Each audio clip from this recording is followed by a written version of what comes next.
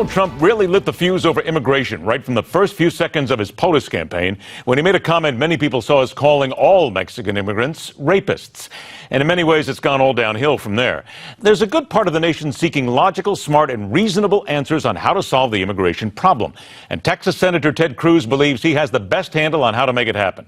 Part 3 of our exclusive one-on-one interview with the Republican candidate kicks off with the Trump effect on the immigration discourse. And if there is one thing Ted Cruz promises, it's that he will not make the same egregious mistakes the Obama administration made. I'm very glad Donald Trump has taken up this issue of illegal immigration. And the reason is, suddenly the media are talking about it.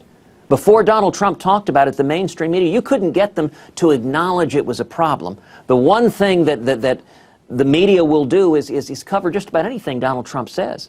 I think that's fantastic because when it comes to illegal immigration, I have been leading the fight on illegal immigration for many, many years. If you look at Donald Trump's immigration plan, many of the elements of that plan are directly from legislation that I've introduced in the Senate that I've been fighting for.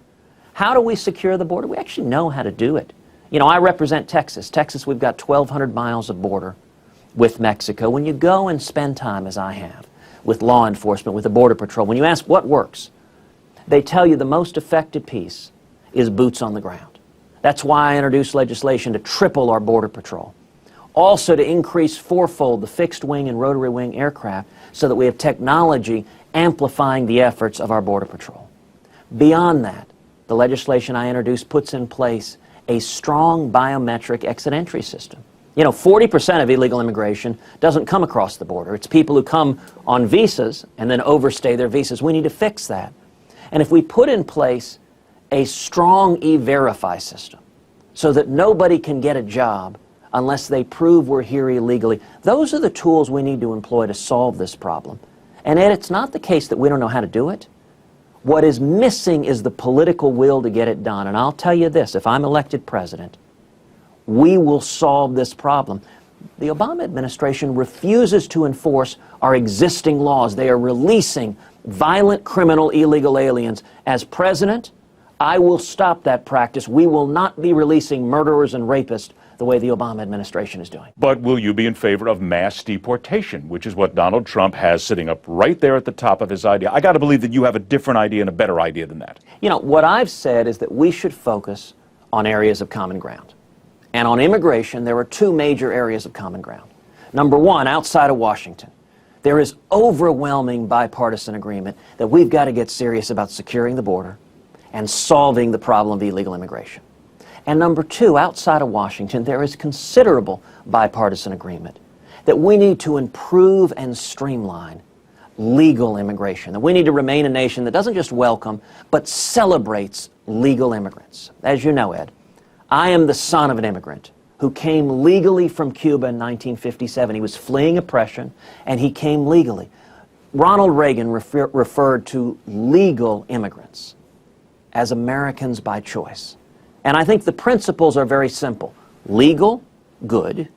Illegal, bad. But would you mass deport the people who are here now? I would enforce the laws, and I would start with the areas of bipartisan agreement. You know, what President Obama has done on this issue, he isn't trying to solve the problem. What he deliberately does is he focuses on the most partisan, divisive piece of this debate, which is namely amnesty, a pathway to citizenship for those who are here illegally.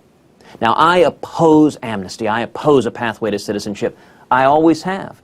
You know, one of the striking things about that debate a couple of weeks ago in Cleveland is of the 10 candidates standing on that stage, a majority of those candidates have publicly embraced and supported amnesty. Not only have I never supported amnesty, but when Harry Reid and Chuck Schumer and a whole bunch of establishment Republicans tried to push through a massive amnesty plan, I was proud to stand and lead the fight against amnesty. I stood shoulder to shoulder with Jeff Sessions in the Senate, with Iowa's own Steve King in the House. We defeated amnesty in the U.S. Congress, and I would note, of the other individuals running for president, virtually none of them stood with us to defeat amnesty. And it's why I think Trump's being a candidate is long-term such a good thing. Because he is focusing the media's attention on illegal immigration. It's a serious problem. But when Republican primary voters actually look at the candidates and say, okay, well, who's done something about illegal immigration, who's been leading, who's been engaged to solve this problem. I'm the one person on that stage that has a record of leading to stop amnesty and to secure the border.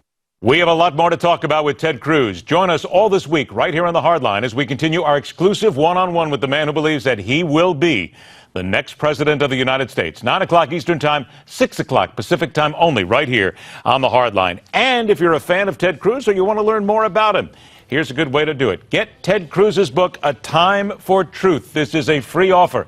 All you have to do is go to newsmax.com/Ted Cruz or call 1-800-485-4350. This is a limited time offer. On deck, you will never believe who has called Donald Trump the best of the lot and what this endorsement could do to derail a campaign. Next on The Hardline.